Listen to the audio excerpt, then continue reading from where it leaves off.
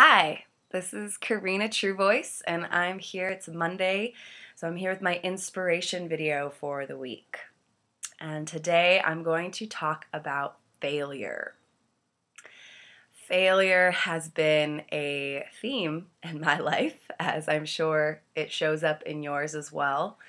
I studied theater at Cornish College of the Arts, where I studied theater. And the main theme that all the faculty had for the students was dare to suck. And that was such a wonderful mantra to have as a student going through this theater program because um, daring to suck means really daring to fail over and over again. And these faculty realized something very important about the creative process, and that is that we need to fail in order to find the juice, in order to find the creative inspiration. And that if we are afraid to fail, then that creative spark can't move through us. And I've seen this also with the voice students that I work with, yoga students. It's like when we stay confined in the little box that the ego likes to keep us in, we can't grow. And ultimately, failure is the growing process.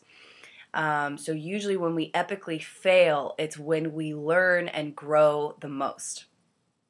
So I'm just going to use a little example of mine. Recently, I made these postcards to promote my yoga retreat that I'm leading, and I spelled my name wrong. Can you believe it? My own name. I spelled it wrong. Left out an A. So that was a pretty epic fail for me. But so my ego definitely had a whole thing. It's like, oh my God, you're not good at spelling. How are you going to lead this retreat? You're not qualified for this. Yeah, so that felt great. But actually what came out of failing like this was I was able to remake my postcard. I put so much more thought, so much more precision into making this second postcard because I had failed so epically in the first one. I was like, all right, I am going to take this as an opportunity to make this next postcard super awesome. And that, I was like, oh, this is genius.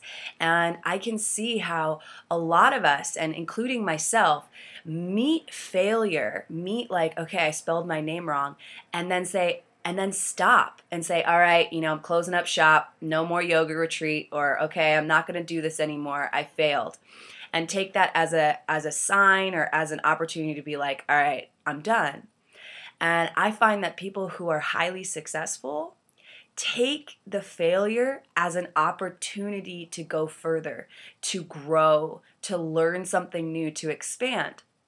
And so the main difference I find between someone who's successful and someone who's struggling or isn't living their fullest dream is just their relationship to failure, really.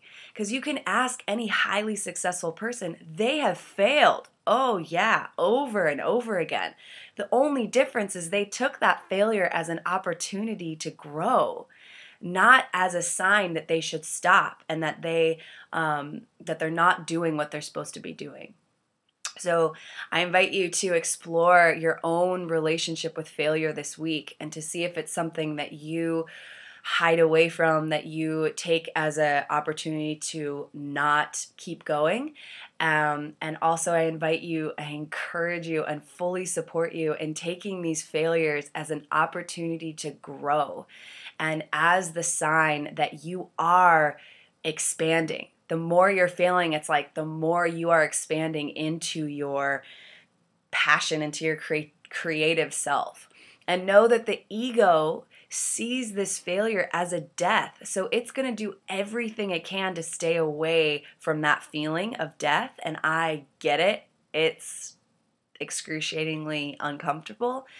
But it's that death that really transforms you.